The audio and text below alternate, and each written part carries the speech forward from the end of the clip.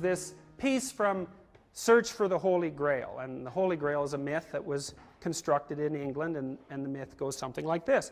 There's a cup, the Grail, used to hold Christ's blood, and that cup has redemptive significance, and it's been lost. And the knights, King Arthur's knights, who go off to look for the Holy Grail are after this cup. So it's a redemption story, right? It means the world's damned, unredeemed. There's some object that can serve as the source of redemption, the source of nourishment, say, thinking about it from a symbolic perspective, and it's worthwhile to go on a quest of that sort. And the King Arthur story is set up in an interesting way, because there's a king, Arthur, but he has all these knights, these nobles, and they all sit at a round table. And they're at a round table because they're equals. So although it's a hierarchical story, there's a motif in it that transcends the hierarchy. It says, well, yeah, under normal circumstances everyone's arranged in a hierarchy, but when you're out to seek whatever you need, then everyone's an equal. And so, fine. So they sit at the round table, and then they go off to search for the Holy Grail.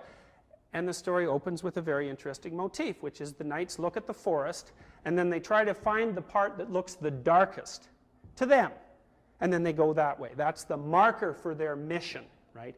To go to the darkest place. And of course, each knight goes off in a different direction, because the world looks slightly different to each knight, so objectively speaking, they're going to a different place, but psychologically speaking, they're going to the same place, right? And that place, I suppose, is being represented in mythology and literature as the heart of darkness. And if you're ever curious about why people aren't enlightened, since it seems to be a possibility, you can always think about the story of King Arthur and the Knights of the Holy Grail and think, well, do you really want to enter the forest at the darkest place? And the answer to that is, of course, no. Because the darkest place means precisely that place you least want to go. And it's the same for everyone.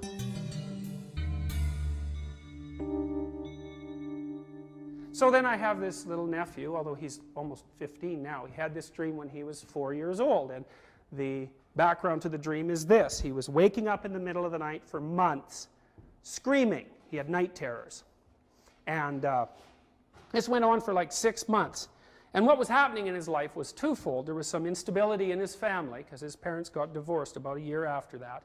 And also he was at the transition point from staying at home to going to kindergarten. So, you know, not only was he making the big move out there into the terrible world, but the stable point from which he might like to have moved was shaky. So, you know, he wasn't having that great a time. So anyways, he's screaming away at night, and this is pretty unsettling, right? Because night terrors are no joke, and so he's upset about it, his mom's upset about it, and so I'm watching him, and he's running around the house. He's only about this high, very verbal kid, and he's got this knight hat on, and this sword and this shield, and he's running around the house being a knight. And at night he takes his knight hat and his shield and his sword to bed. Think, oh, that's pretty cool.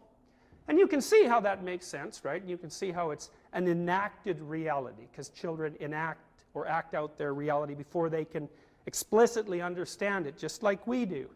And so I'm staying there. One night he wakes up and has, you know, one of these fits, and then the next morning he comes to breakfast, and I said, hey, did you have any dreams last night? And he goes, yeah, I had a dream. I said, well, tell us the dream. And there's 6 adults sitting around the table. And then he says, okay, I was out in this field, and I was surrounded by beaked dwarves, and they came up to my knees.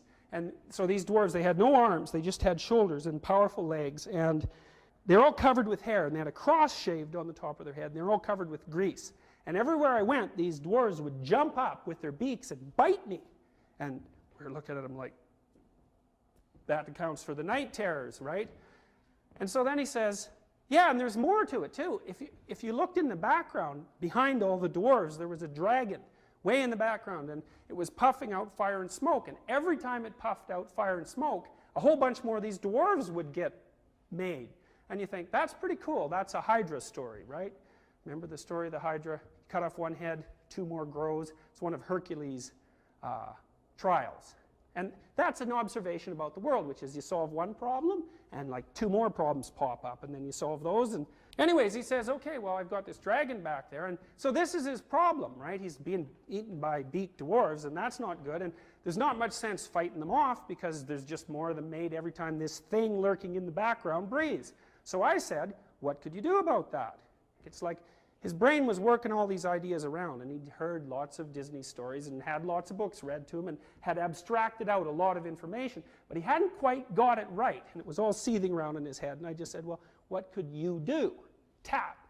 And he went, oh, I know what I could do. I could take my sword and I'd get my dad, which is a good notion, right, because he's small, and then I'd jump up on the dragon and I'd pop out both of its eyes with the sword so it couldn't see me, and then I'd go down its throat to the box where the fire came out, and then I'd carve a piece out of the box and I'd use that as a shield. And I thought, great, you really got the story. And the story's something like this, right? If you're being plagued by midget dwarfs and you wipe them out and they keep multiplying, well, you're obviously aiming at the wrong target, right? You should be going to their source. So he went after the dragon, but not only after the dragon, he went right down the throat of the dragon, which is, you know, a fairly brave thing to do, and then right to the place where the fire, the transforming element, was being produced. And he took a piece of the device that made the transforming element and he used it as a shield. Okay, well, that's really cool, and the story's better than that, I think, and it's true even, so it's not one of those fake he was dreaming and then woke up sort of stories. This actually happened. He didn't have any more nightmares. So when I checked with his mother repeatedly after that, because I thought, well, this is too good to be true, right? He's got this terrible night terror thing, he does one little mythological dream thing, and bang, he's better. But that's the case. He didn't have any more nightmares after that, and I think that's because he'd almost already got it, right? He's running around like a knight. He knew, almost. It just had to be made a little more explicit. And not even that explicit, because it was still a story. He didn't know you should go to the source of your anxieties, right, to the thing that plagues you the most, and you should explore that in detail until you find the information that it contains that will protect you against it. He couldn't say that, but he could tell the story, and he could act it out, and that looked like it was good enough. So that's pretty cool. So he basically, you know, he managed this. Essentially, he fought the dragon of chaos and popped back up as what? As he who can obtain victory over the dragon of chaos. And that's a pretty good story, because it says, well, if your frame of reference gets blown away by something you don't understand, some new challenge, and you face the challenge, at least courageously and humbly, which means, you know, you're not going to run away and you still have something to learn, then you can extract something out of the battle that will enable you to withstand it.